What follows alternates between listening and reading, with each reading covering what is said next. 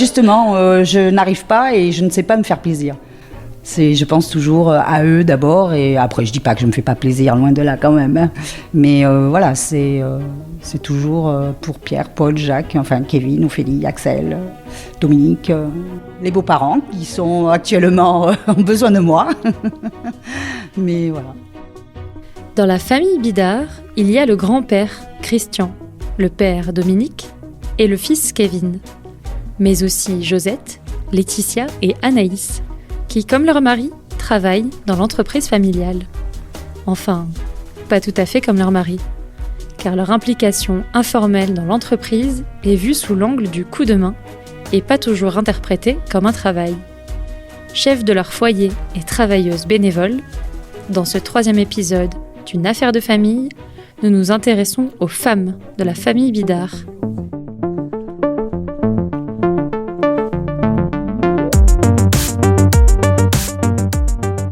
Je suis Perrine Dugrand et je vous présente Une affaire de famille, le podcast d'Orange sur l'entreprise familiale.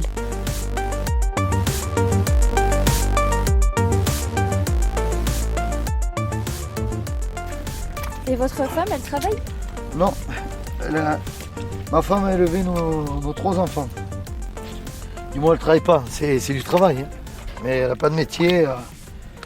Et elle me fait la comptabilité, voilà, elle s'occupe de tout ce qui est papier. Puis bon, comme je vous dis, quand il y a besoin, il faut aller livrer un panier, si elle a besoin de quelque chose, elle s'en occupe. Oui, donc vous travaillez ensemble quand même. Oui, alors. Oui, voilà, oui. Oh, ben, vous voyez, quand Kevin est parti en vacances, c'est ma femme qui a tenu le stand à Targon et moi j'ai tenu le stand à Castillon. Puis elle sait faire, voilà. C'est bon. Depuis 30 ans, elle connaît le métier. Elle a de l'occupation quand même. Hein. Et quand vous avez une entreprise, les papiers, les banques, voilà. Hein. Moi je gère rien parce que j'ai pas le temps. Qu'il faut aller aux assurances, il faut voilà, hein. Faire les courses, s'occuper des enfants, les amener au sport, à l'école. On a toujours emmené les enfants à l'école. Ils n'ont jamais pris le bus. Alors, tous les matins, elle se lève à 6h30 tous les matins. Face aux hommes de la famille qui travaillent tous les jours de la semaine pour l'entreprise, les femmes ont un rôle plus flou et moins valorisé. En charge à la fois de la famille, du foyer, des enfants, de leur propre carrière, elles le sont aussi de certains aspects de la vie de l'entreprise sans en être salariées. Mais où commence et où se termine le travail ? Laetitia. C'était un client, voilà. Et j'ai su qu'il vendait les huîtres sur le marché. Et puis c'est moi qui ai fait la démarche, qui ai acheté une petite douzaine d'huîtres en disant à mon papa, tu veux pas manger des huîtres à midi ? Et puis voilà, on s'est connus comme ça. Et ça faisait peut-être 1 an qu'il était sur l'entreprise. D'accord. Voilà. Donc il travaillait avec son père ? Il travaillait avec son papa, voilà. Et il faisait justement la vente le lundi matin au marché de Castillon. Alors, je pense que, oui, mais déjà, quand je l'ai connu, j'avais 15 ans, lui, il en avait 20. J'ai fini mon année d'apprentissage et puis, bon, j'ai arrêté, j'ai pas continué, je suis partie avec lui. On a habité un petit peu chez mes beaux-parents et je travaillais au magasin de souvenirs avec mes beaux-parents l'été. Je faisais les saisons et puis l'hiver, j'allais travailler un petit peu au port à la période de Noël, voilà. Mais donc, du coup, ce qui est intéressant, c'est que d'un même coup, vous avez rejoint à la fois la famille et l'entreprise, en fait. Oui, voilà. Bon, après, j'étais jeune, il fallait bien que je travaille quand même aussi. Puis, bon, je voulais pas reprendre les études. Et bon, j'avais la chance de pouvoir quand même travailler avec eux, quoi. C'était comment, à cette époque-là, de vivre avec vos beaux-parents, de travailler avec vos beaux-parents aussi ? À cette époque-là, déjà, j'arrivais d'une famille où mes parents étaient quand même assez calmes, ouvriers, quoi. Ils rentraient, pas de soucis le soir, voilà. Alors que, avec eux, c'était quand même assez intense, une vie intense, puisque bon, les magasins de souvenirs, ils fermaient très tard. On mangeait à des heures, on mangeait très tard. Enfin, c'était un rythme quand même plus soutenu, quoi. On a dû rester 1 année, puis après, bon, on a acheté un petit appartement pas loin, à 300 mètres de chez eux. Voilà. Non, ça n'a pas duré longtemps. Et puis bon, puis après, il y a eu Kevin, par la suite, qui est arrivé. Alors bon, j'ai travaillé vraiment on va dire peut-être 5 ans avec eux, en faisant les saisons, tout ça. Et puis Oui, après le reste de l'année, c'est moi qui m'occupe de tout ce qui est papier. Enfin voilà, après bon, la comptable s'occupe du reste, mais je suis obligée de tout dégrossir et ça prend du temps, quoi. Entre bon, la comptabilité, la maison, les enfants, et puis après, quand ils ont besoin de moi, je suis là, je suis présente. Pour la vie de famille, bon, heureusement que ma femme s'est occupée des enfants, parce que je reconnais que je n'étais pas souvent à la maison. Hein. Ma femme travaillait en pharmacie, elle était préparatrice en pharmacie. Et votre femme n'a jamais cessé de travailler? Elle a travaillé... Elle a travaillé 25 ans en pharmacie, dans la même pharmacie. Et au bout de 25 ans, elle s'est arrêtée parce que j'avais 3 commerces. 3 commerces et les huîtres, donc j'avais beaucoup trop de travail. Pour surveiller tout ça, j'avais trop de travail. Donc là, elle s'en est venue dans le commerce. Elle s'en est venue. Je n'avais pas d'horaire, mais plus on travaille et plus c'est un métier, plus on travaille et plus on gagne. Hein. Vous savez, j'ai tout a été habitué comme ça. Vous allez dire que j'étais un peu fou avant.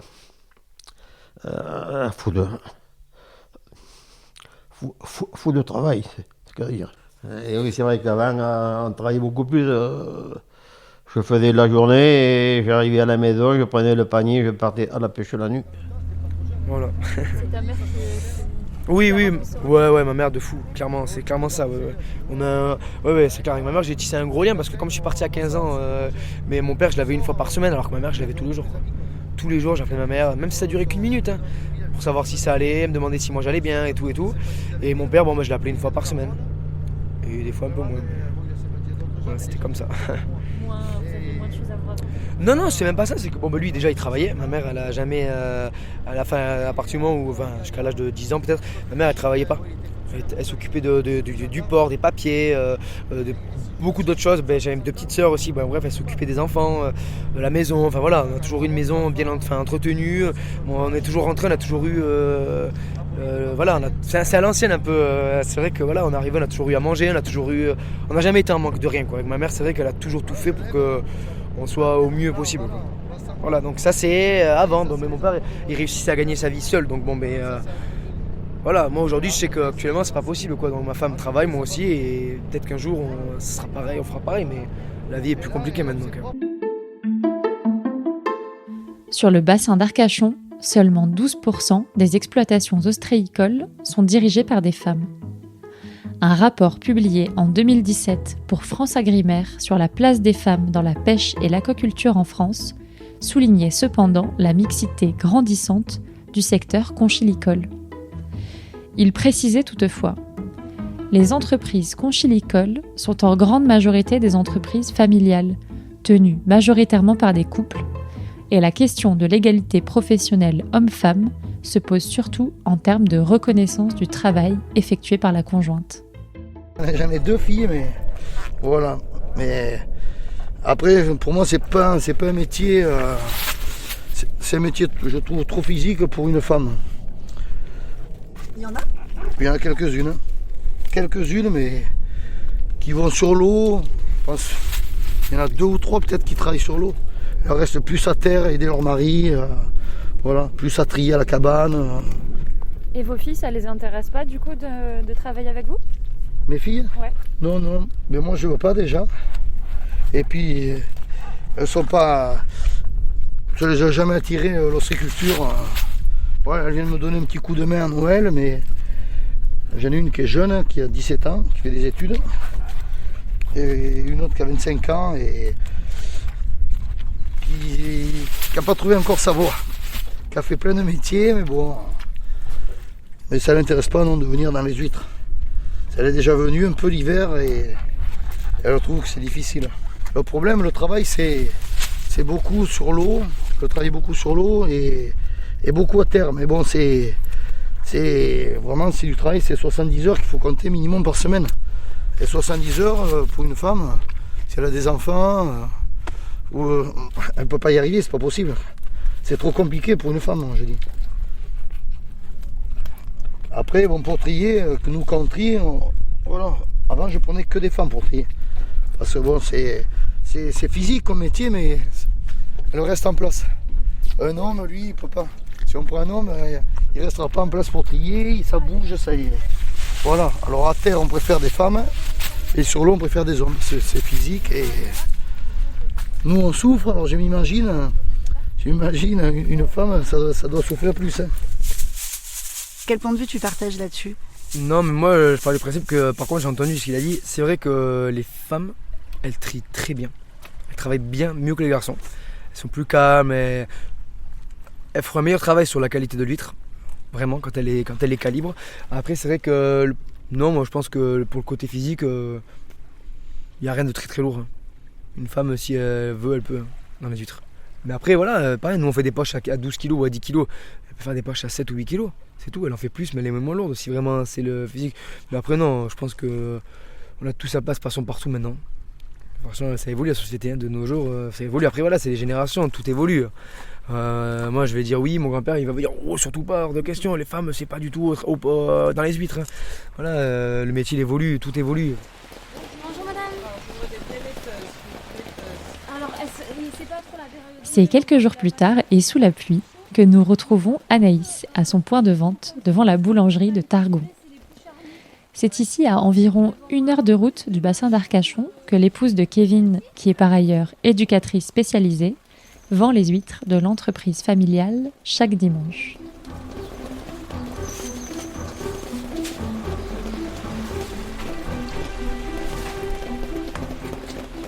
Nous, du coup, on arrive sur le lieu du stand vers 7h15. Donc souvent, c'est mon mari qui installe le banc. Il en a pour environ un quart d'heure. Donc vers 7h30, ensuite, il me dépose. Donc lui, il s'en va. Et donc moi, je commence la vente à partir de 7h30 jusqu'à 1h moins le quart. On a commencé les marchés en octobre 2020 quand on est arrivé sur le bassin, quoi. Donc en même temps que vous avez déménagé d'Agen, vous vous êtes installé sur le bassin, Kevin a commencé à travailler avec son papa et vous avez tout de suite rejoint aussi l'entreprise familiale d'une certaine manière. Voilà, c'est ça. Donc du coup, dès qu'on est arrivé, j'ai découvert le monde des huîtres. Et donc on a commencé par les points de vente. J'allais au port aussi emballer un petit peu pour me familiariser, pour pouvoir conseiller les clients. Donc connaître un peu mieux le produit et voilà, les marchés et quelques petits emballages préparatifs au port pour connaître le produit. C'était vous aviez envie de bosser avec eux ou est-ce que c'était un peu le package, on revient et donc du coup il y a besoin de coups de main Mais oui, du coup c'était un peu le package, c'était comme un convenu. Je savais que en prenant cette décision-là, j'avais l'envie aussi de vouloir l'aider et de m'intéresser à ce qu'il allait faire. Puis voilà, Kevin m'avait aussi, il était aussi au courant que c'était un métier prenant et familial. Donc voilà, je savais que j'allais mettre la main à la pâte de temps en temps, quoi. Et là, du coup, c'est tous les dimanches pour vous ? Voilà, c'est ça, tous les dimanches, ouais. Vous voyez, je suis toute seule sur le point de vente, hein, donc c'est vrai que je préfère quand il y a ma belle-mère avec moi à Noël. Le temps passe plus vite, parce qu'elle vient souvent m'aider vu qu'il y a beaucoup de monde en période de Noël. Mais voilà, sinon, moi, je suis peu quand même au quotidien avec eux, quoi. Est-ce l'entreprise qui est au service de la famille ou bien la famille qui sert l'entreprise ? Difficile à dire, tant vie de famille et vie d'entreprise sont intimement mêlées. Une réalité avec laquelle doivent composer les femmes de la famille, pièce rapportée de cette organisation. À elles de trouver leur équilibre entre aspiration personnelle et nécessité de l'entreprise. Vous saviez que ça allait être aussi contraignant au niveau de la vie personnelle, du temps un peu réduit que vous pouvez passer ensemble ? Alors, franchement, je savais que c'était un boulot qui demandait beaucoup de temps, etc. Après, je pensais pas que c'était autant en termes de temps et de voilà. Pourtant, j'ai mes grands-parents qui sont agriculteurs, donc ça se rejoint un petit peu, mais Voilà, après c'est le jeu, hein, ça demande du temps, c'est comme ça. Et peut-être que je m'attendais pas à autant de temps et de sacrifices, tout ça. C'est sûr, ouais. Mais je souhaite quand même garder un petit temps consacré à mon travail. Après, j'ai la chance de faire de l'intérim. Donc je pourrais toujours aménager mes journées en fonction des besoins de l'entreprise, quoi. Donc je l'encouragerai toujours à faire ce dont il a envie. Et si un jour il me dit je lâche tout pour ouvrir une boulangerie, pourquoi pas ? Sûrement, vous serez à l'intérieur. Voilà, je serai au chaud. Je pourrais manger des chocos. Non, mais voilà, en tout cas, s'il souhaite rebondir sur autre chose, je le suivrai. S'il souhaite continuer là-dedans, bien sûr que je le suivrai et que je le soutiendrai dans ça. C'est pas évident, hein. Moi des fois ma femme, je sais que c'est dur pour elle. Hein. Des fois ça me fait mal au cœur de me dire que je suis pas trop là ou quoi, mais je sais que c'est pour nous plus tard et que je sais que le moment de la vie où on profite le plus, c'est pas actuellement. Je reste persuadé que c'est au-delà des 50 ans qu'on profite le plus.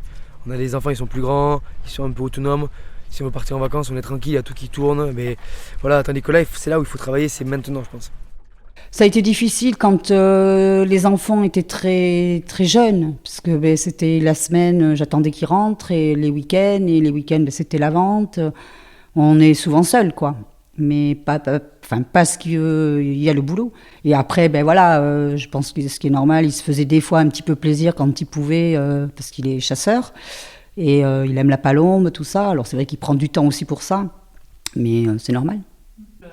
Si je veux passer du temps avec lui, je l'accompagne. Je fais des choses que peut-être que j'aime moins, mais je sais que je suis avec lui. Et puis lui, après, on se rend quand même les choses à l'agréable aussi. Voilà. Il n'y a pas eu de frustration pour vous dans le fait de renoncer à peut-être une certaine indépendance et rejoindre de façon aussi forte le clan, entre guillemets, l'entreprise Alors, maintenant, je vais dire que oui, parce que les enfants sont grands et c'est vrai que je suis à un stade où je m'ennuie, je me dis que j'aurais peut-être dû, mais je le regrette pas. Je veux dire, c'est un choix qu'on a fait et je le regrette pas du tout. Mais bon, après, la dernière a 18 ans et je sais qu'elle va s'en aller et je me dis que l'année prochaine, ça risque d'être dur au niveau, le manque de relations. Vous avez envie de reprendre un travail quelque part ? Je dis pas qu'à mon âge c'est pas possible, mais je veux dire déjà il a un travail qui est quand même assez prenant et si moi je pars travailler ailleurs, on se verra plus quoi. Enfin, c'est pour ça. Bon, on préfère rester comme ça et c'est très bien. Enfin voilà. Finalement, cette entreprise, vous en êtes la co-gérante, quoi, la co-responsable. Pour moi, c'est son bébé, mais c'est le mien aussi, quoi. C'est ce qui me fait quand même vivre. Alors, oui. Est-ce que il y a un moment où vous auriez eu peut-être plus envie de vous impliquer dans la vie de l'entreprise, d'avoir un rôle à part entière Alors, c'est vrai qu'il y a quand même quelques années, c'est vrai que j'aurais aimé qu'on ouvre une cabane de dégustation. Mais après, comme il me dit, on peut pas être partout. Et puis après, il fallait acheter des huîtres, il fallait... Voilà, alors je l'ai écouté, façon de dire. C'est un choix qu'on fait tranquille et c'est déjà assez prenant comme ça, quoi. Le plus joyeux, c'est pas souvent, mais j'aime bien quand on se retrouve tous. Voilà, quand on arrive à se faire des petits repas en famille. Ils le savent que c'est mes meilleurs moments à moi, quoi, de pouvoir se réunir.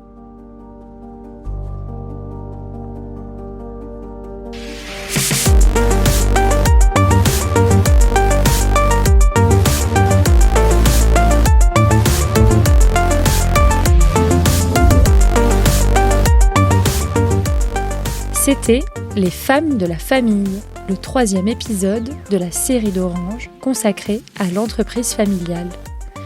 Dans le 4e et dernier épisode, nous parlerons conflit de génération. Travail, loisirs, plaisir, autant de sujets sur lesquels les différences générationnelles s'expriment, poussant l'entreprise et la famille à continuer d'évoluer.